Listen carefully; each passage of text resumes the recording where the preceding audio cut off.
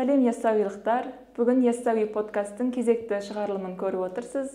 Студиямызда өте ерекше қонақ, Түркияның Стамбул қаласынан арнайы Қазақстанға білім алу үшін келген Кадырия Шықлы.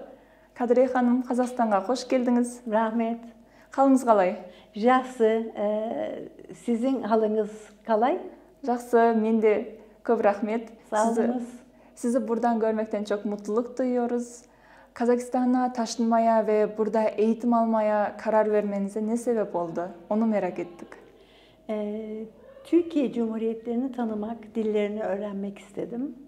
Üniversite sınavına girip kazanıp geldim. İlk tercihim de burasıydı. Tebrikler, başarılar dileriz. Türk kültürünü araştırmak sizin için ne ifade ediyor? Köklerimize inmek, gerçekleri görmek, insanların doğal hallerini görüp tanımak istiyorum ve onları yazmak istiyorum. Bildiğimiz kadarıyla bugüne kadar birçok ülkeye gitmişsiniz, seyahat etmişsiniz. Evet. Böyle seyahat etmeden bulduğunuz izlenimlerinizi paylaşabilir misiniz? Özellikle hangi ülke aklınızda kaldı? Avrupa ülkelerinin birini görünce manzaralar dışında hepsi bir hemen hemen. Aklımda kalan Filipinler oldu. Orası çok muhteşem bir ülke. Orada 37 gün kaldım. Uçakla, katamaranla yolculuklar yaptım. Yani güzeldi, keyif aldım. Oranın kültürü Avrupa ülkelerinden daha farklıydı. Kültürleri öğrenmek istiyorum sadece. Kazakistan'ı nasıl bir ülke olarak buldunuz? Kazakistan Türk olarak kendimize yakın bir ülke. Örf ve adetleri aşağı yukarı tam bilmesen de aynıya yakın. Ya burada kendimi hiç yabancı hissetmedim. Kazak dilini öğrenmek nasıl gidiyor? Zor mu peki? Aslında zor değil.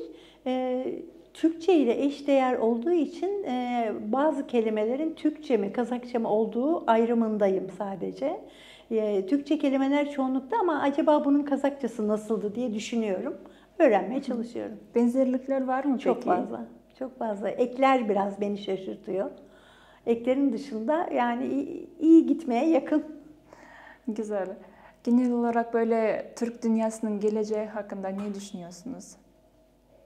Valla ben içimdeki gerçek düşünce Türk dünyasında Türklerin birleşmesinden yanayım. Ailenizden biraz bahsetsek.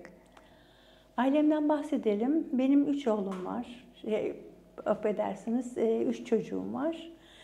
2 oğlum, bir kızım var. Büyük oğlum 40 yaşında. Nevşehir Üniversitesi'nde İngilizce öğretmeni. Küçük oğlum aile danışmanı, psikolog.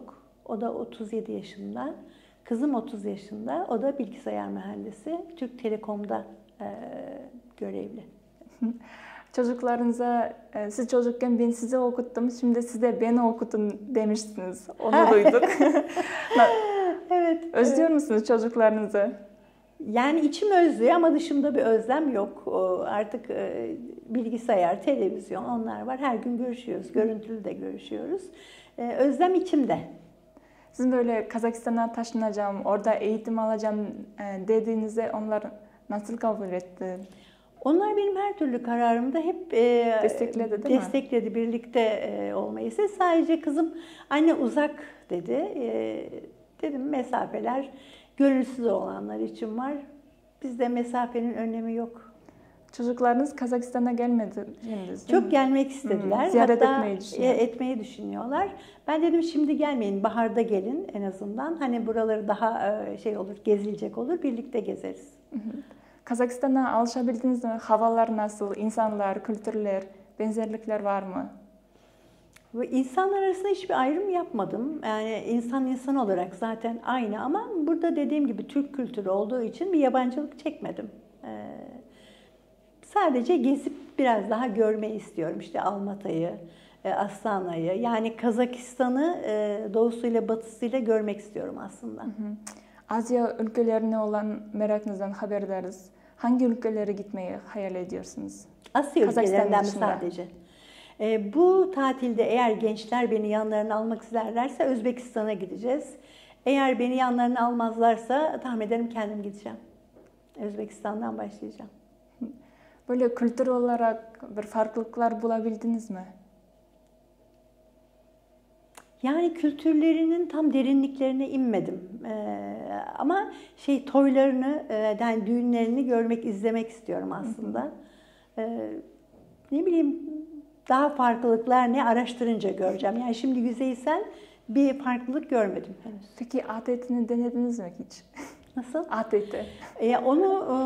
At etini ve kımızı kendimi daha hazır hissetmedim. Yani kendimi biraz daha buraya ait hissedince onları yapacağım. Bir de ata binmeyi de istiyorum. Ay ne güzel. Beraber gideriz inşallah. İnşallah. Böyle cesur adımlar atmaya size ne teşvik ediyor? Onu merak ettim. Bence yaşamın bir anlamı bu. Yani ben böyle yaşadığımı hissediyorum. Yani hep yapmalıyım, var olduğumu görmeliyim, hayata tutunmalıyım. Yani benim yaşam felsefem.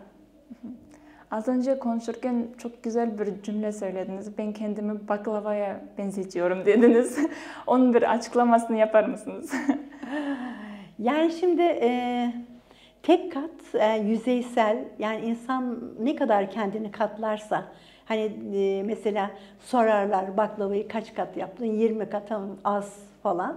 Hani ben her öğrendiğimde kendime bir kat daha çıkmış gibi hissediyorum. Yani kendimi mutlu ediyorum aslında. Hani benim yaptıklarım bir başkası mutlu olsun diye değil. Yani ben kendim mutlu olayım, kendi yaşadığımı hissedeyim.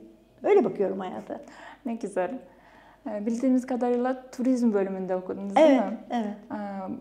Buna merakınız ne zaman başladı? Niye turizm? Niye Kazakistan? Şimdi bu sonradan başlayan bir şey değil merak. Ben gezmeyi hep çok sevdim ama gezerken hani sırf şu restorana gideyim, işte şuraya gideyim değil, kültürleriyle beraber gezmeyi çok istedim. Türkiye'nin bütün illerini gezdik. Türkiye çocuklarımla gezdik hep. Yurt dışında kendim yani sırt çantamı alıp Bismillah deyip yola çıktım yani. Kültürleri merak ediyorum. İnsanların yaşamlarını, yaklaşımlarını, hani sokakta tartışmaları var mı? İşte düğünleri nasıl? Yani nasıl yaşıyorlar? Yani onları öğrenmek beni mutlu ediyor. Ne güzel. Son olarak da sınıf arkadaşlarınıza, üniversitemizde eğitim alan gençlere söylemek istediğiniz bir şey varsa? Ben önce kendilerini sevmelerini isterim. Sonra ailelerini sevmelerini, ülkelerini sevmelerini. En sonunda insanları sevmelerini isterim. Sevgi çok hataları önlüyor. Bir de sürekli öğrenmek istemeleriniz. Yani sürekli öğrenmeliler. Yani hayatı dolu dolu yaşamalılar. Bunu isterim. Çok teşekkür ederiz. Başarılar dileriz size. Teşekkür ederim. Sağ olun. Бүгін бізде қонақта болған, Түркиядан Қазақстанға келіп, қазақ тілін үйреніп жүрген Кадырия Шықлы. Барлығыңызға сәттілік тілейміз.